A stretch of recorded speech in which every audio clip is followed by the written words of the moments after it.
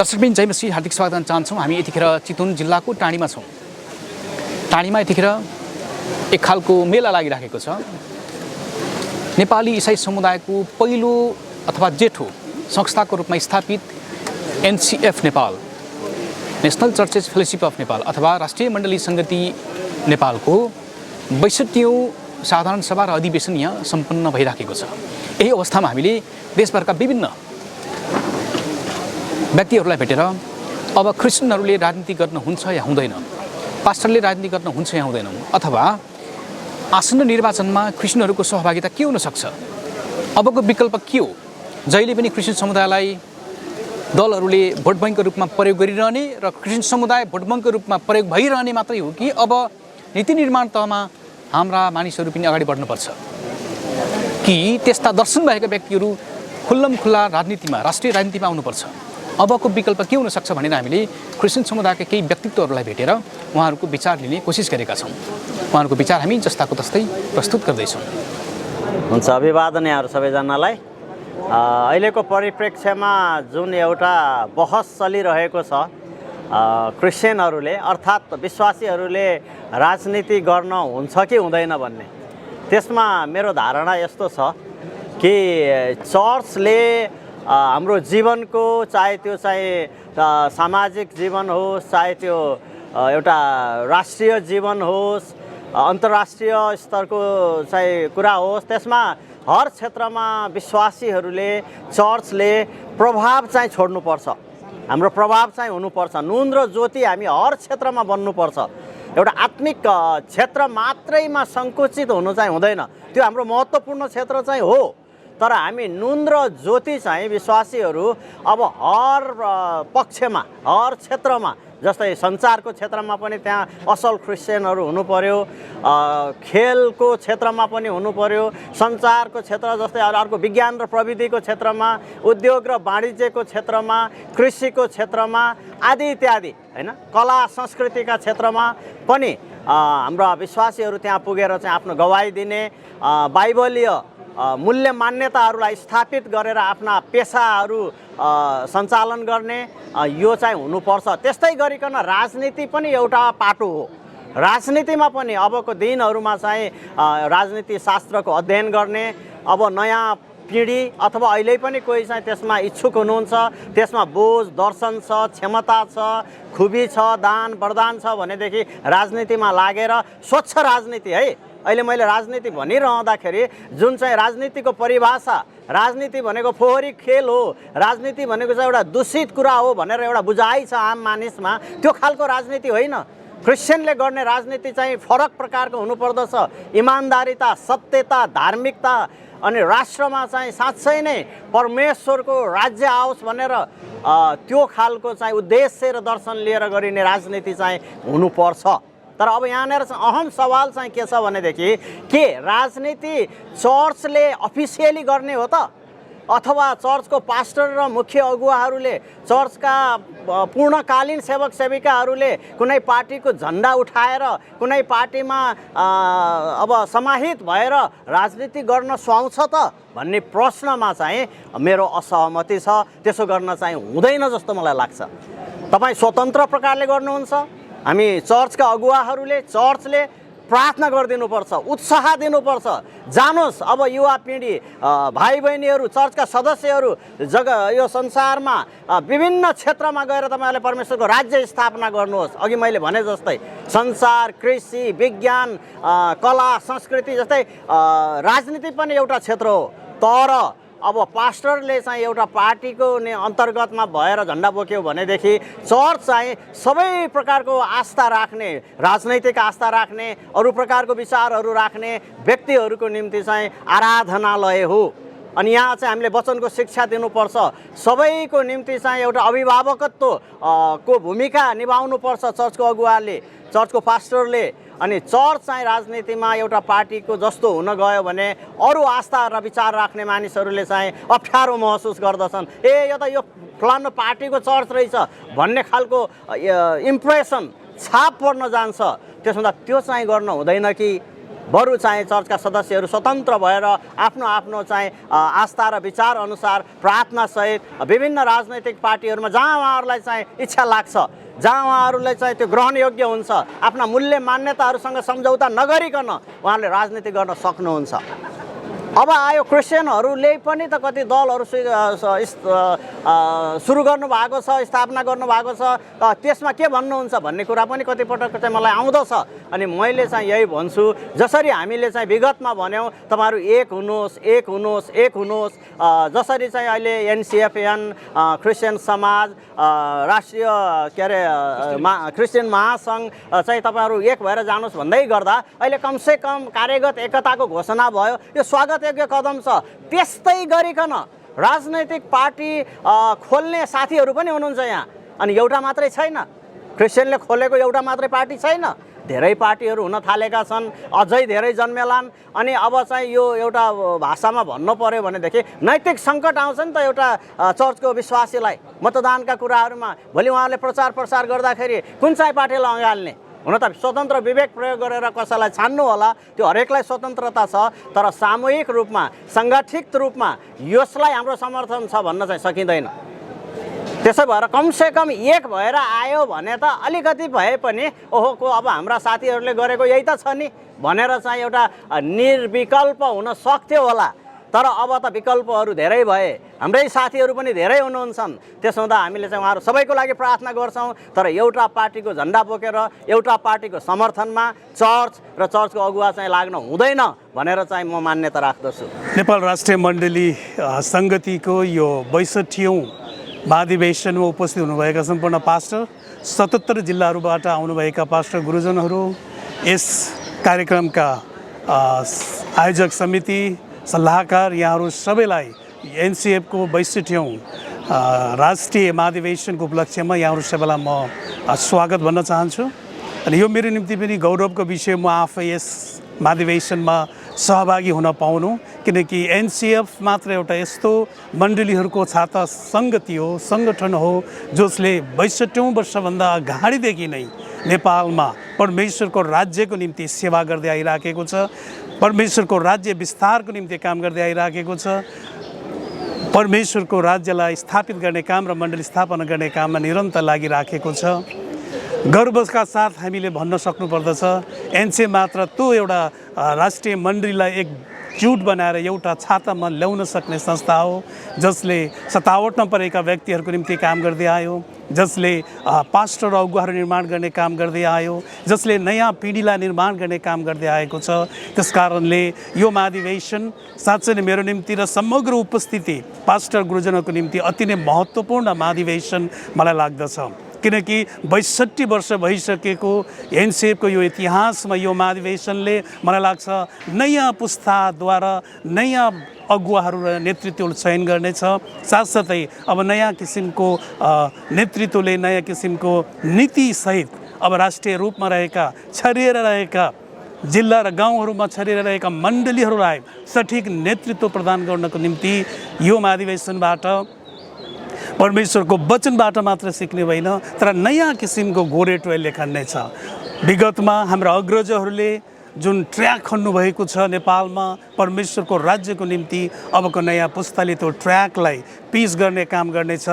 अनि नेपाली मण्डलीहरूलाई राज्यको अगाडि, देशको अगाडि पहिचान प्रदान गर्ने काममा पनि यो महाधिवेशनले एउटा नयाँ बाटो तय गर्नेछ भन्ने मैले आशा राखेको छु। त्यस कारणले गर्दाखेरि अब नेपाली मण्डलीहरूको इतिहासमा यो महाधिवेशन ऐतिहासिक महाधिवेशन बन्नुमा पनि महत्त्वपूर्ण भूमिका यो महाधिवेशन उपस्थिति पास्टर गुरुजनहरूले गर्नुहुनेछ भन्ने मलाई लागेको छ।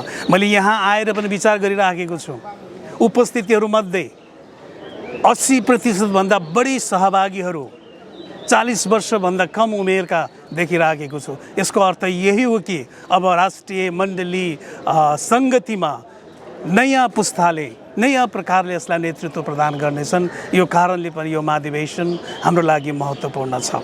धेरै चुनौतीहरू छन्, पक्कै पनि धेरै चुनौतीहरू छन्। ती चुनौतीहरू विशेष गरिकन नेपाली मण्डलीहरू सतावटलाई फेस गरेर सतावटलाई सामना गरेर अगाडि बढ्नुपर्ने अवस्था छ।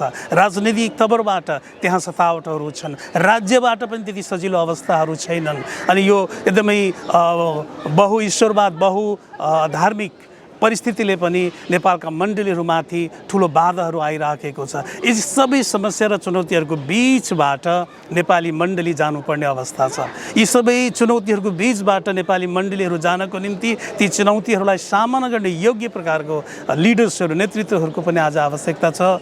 त्यसै कारण पनि यो महाधिवेशनले एउटा नयाँ नेतृत्व चयन गर्नेछ, नयाँ पोलिसीहरू तयार गर्नेछ र नेपाली मण्डलीहरूलाई एक ठाउँमा उभ्याएर, नेपाली मण्डलीहरूलाई एक ठाउँमा सङ्गठित गरेर एउटा छाता सङ्गतिको यसले पूर्ण रूपले काम गर्न सक्नेछ र मण्डलीहरूलाई परमेश्वरको राज्यको सेवाको निम्ति यसले आत्मिकी लाभ र उन्नति रिभाइभल गर्ने मात्र होइन, नयाँ अगुवाहरू, नयाँ पास्टर्सहरू, नयाँ जेनेरेसनलाई नेतृत्वमा पुर्याउनको निम्ति आवश्यक हरेक कार्यहरू गर्नलाई नयाँ नीति पनि तयार गर्नेछ भन्ने मैले आशा राखेको छु।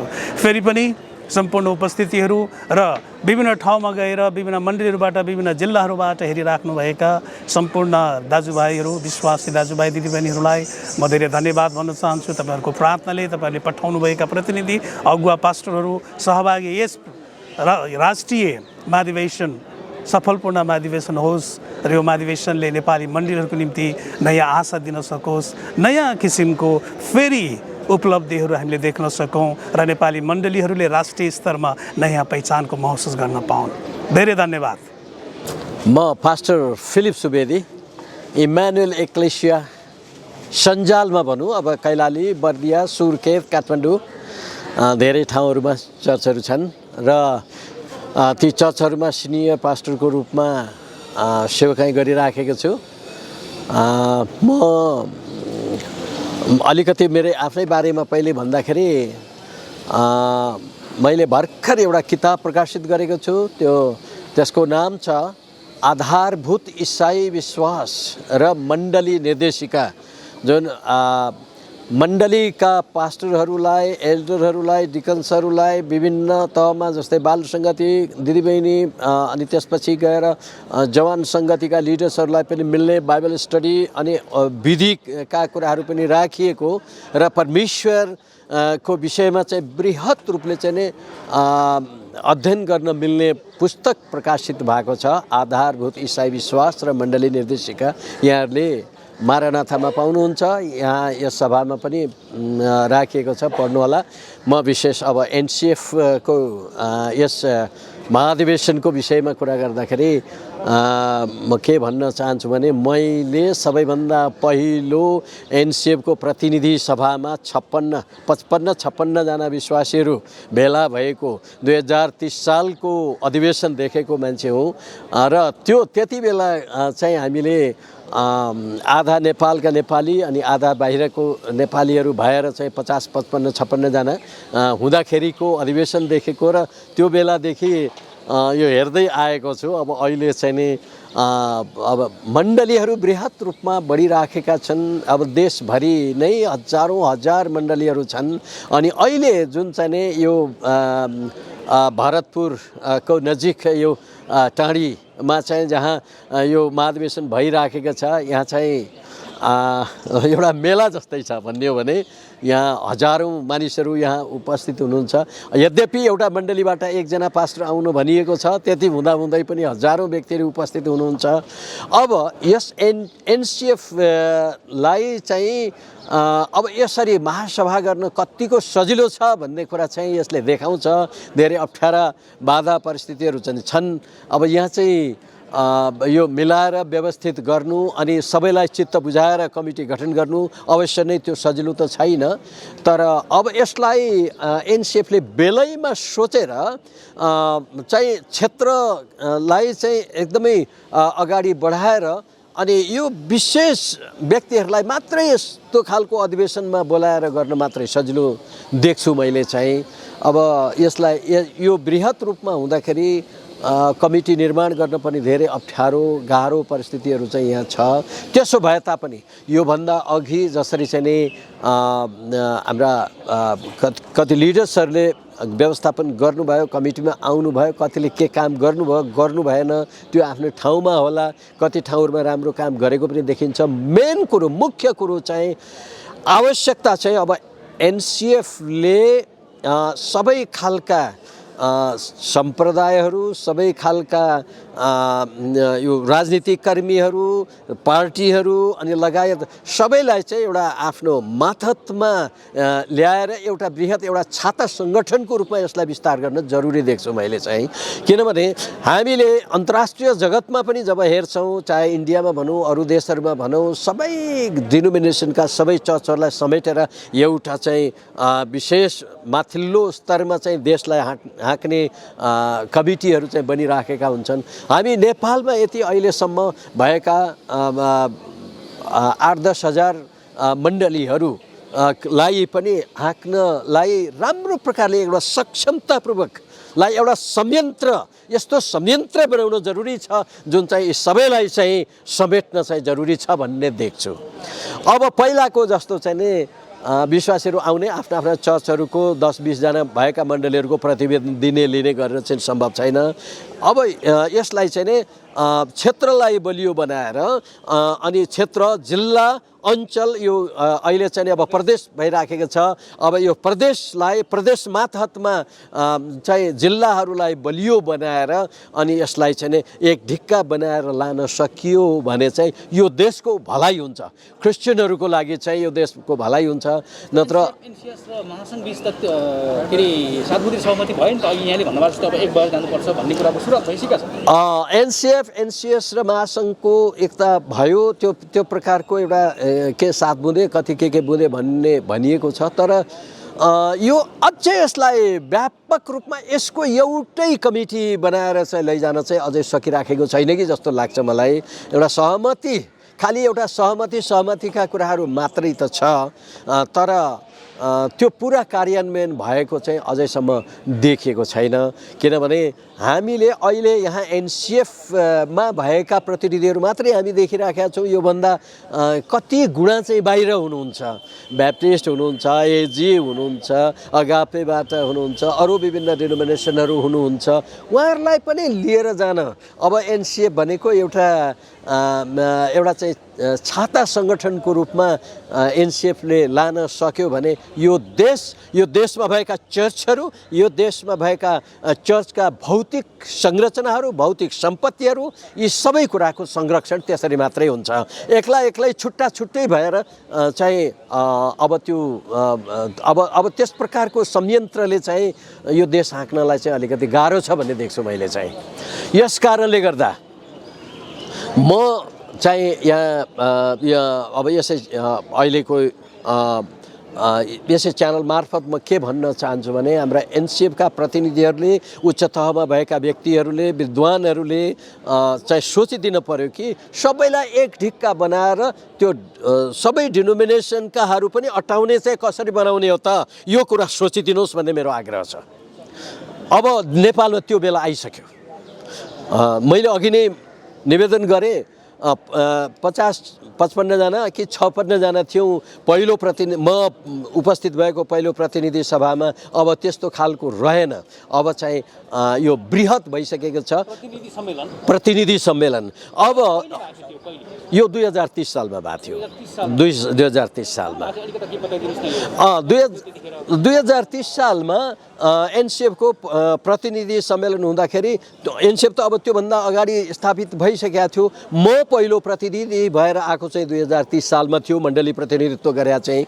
त्यो बेलामा हामी नेपालमा भएका विश्वासीहरू 100-150 जना मात्रै विश्वासीहरू हो, नेपालका विश्वासीहरू चाहिँ। तर त्यो नेपालमा जति चाहिँ विश्वासीहरू थियो त्योभन्दा बढी बाहिरबाट आउनुभएका नेपालीहरू बढी हुनुहुन्थ्यो। यद्यपि उहाँ कति फर्किनुभयो होला, कति नागरिकता लिनुभयो होला, त्यो बेग्लै ठाउँमा छ। तर त्यति बेला त्यो चाहिँ 2030 सालको प्रतिनिधि सम्मेलन हेर्दाखेरि धेरै चाहिँ लिडर्सहरू चाहिँ उफ्रिनु भएको थियो, खुसी हुनुभएको थियो। म त पहिलो प्रतिनिधि भएर आएको बेला थियो। अनि कि इसाईहरू यो यति हामी बढिसकेका छौँ, प्रभुले काम गर्दै हुनुहुन्छ भन्ने कुरा हो। प्रभुले चाहिँ काम गर्नुभएको छ, यो प्रत्यक्ष रूपमा छ। अहिले यसरी चाहिँ हजारौँको भेला यहाँ छ। मैले अघि सुन्दै थिएँ 1100 मानिसहरू यहाँ जम्मा छन् भनेर।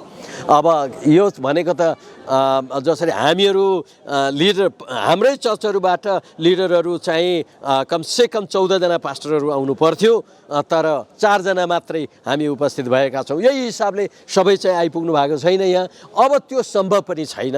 त्यस कारणले अब चाहिँ के लिडर्सहरूलाई छानेर अथवा त्यस्ता खालका देश हाँक्न सक्ने लिडर चाहियो। अब एउटा एनसिएफ हाँक्ने मात्रै होइन, अब चाहिँ देश हाँक्ने खालका लिडरहरू चाहियो र त्यस्तो खालको लिडरहरू अघि सरेर एउटा संयन्त्र बनाइयोस् ताकि सबैलाई एकै ठाउँ चाहिँ समेटेर यो देशकै प्रतिनिधिलाई चाहिँ जो देशको सर्वमान्य स्थानहरूमा चाहिँ पुग्न सक्ने खालका लिडर्सहरू चाहिँ आउनु पर्यो भन्ने मेरो त्यो देख्ने चाहना छ है कि अब नेपालमा त्यस्तो बेला चाहिँ आइसकेको छ। श्रोताहरूलाई फेरि पनि धन्यवाद र म पास्टर जीवनदीप सुब्बा धरान क्रिस्चियन चर्चबाट सबैलाई जयमसी।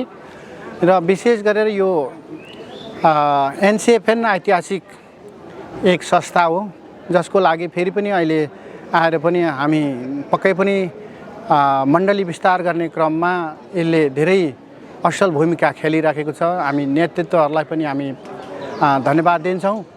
जसरी सहकार्य, सङ्गति र एकताको विषयमा उहाँहरूले जोड दिइराख्नु भएको छ, त्यो अनुसार गरिराख्नु भएको छ र यस प्रकारले यस आज अधिवेशन हुन गइरहेको छ।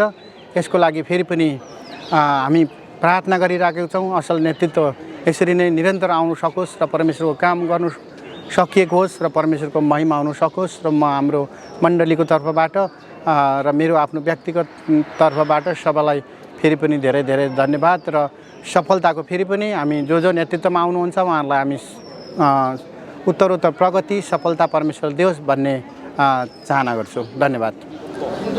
जय मसी अनि नमस्ते पनि। मेरो नाम जगत थुलुङ राई, म पास्टर हो मण्डलीको बेथलेहेम चर्च धरानबाट। र यो एनसिएफ नेपालको विषयमा भन्नुपर्दाखेरि 62औं वर्षको यो साधारण सभा अनि वर्ष पुगेको यो उत्सवमा सहभागी हुने एउटा मौका परमेश्वरले मलाई पनि दिनुभएको छ। र यो विशेष गरिकन हामी क्रिस्चियन जगतको निम्ति, नेपाली इसाई जगतको निम्ति यो एनसिएफ नेपालले मण्डलीहरूलाई एकत्रित गर्ने काम गरेको छ। समाजमा लुकेर छिपेर बसेका कति अब समस्यामा जेलिएका मण्डलीहरूको विषयमा वकालत गर्ने कामहरू गरेको छ र यो अझै बृहत भएर जानुपर्छ भन्ने लागेको छ। र पछिल्लो चरणमा यो एनसिएस महासङ्घ र एनसिएफ नेपालको सम्बन्धमा जसरी कार्यगत एकताको विषयमा कुरा उठेको छ, एकदमै सुन्दर कुरा छ। यहाँ आफ्नो आफ्नो डम्फु बजाइएको कारणले गर्दाखेरि हामी क्रिस्चियनहरू हामी एकबद्ध हुन सकिराखेका छैनौँ। यसलाई हामीले चिर्नको लागि जहाँसम्म लाग्छ यो एउटा सानो प्लेटफर्म हो। पछिल्लो चरणमा विशेष गरिकन राष्ट्रिय स्तरका जो राजनीतिक रूपमा पनि दखल राख्न सक्छन्, जो बौद्धिक रूपमा अलिकति राम्रो खुबी राख्न सक्नुहुने पास्टरहरूलाई लिएर, मण्डलीहरूलाई लिएर यसको चाहिँ नेतृत्वलाई चाहिँ कार्यगत एकतालाई चाहिँ अब एकतामा बदल्नुपर्छ भन्ने चाहिँ नै मेरो चाहिँ माग हो।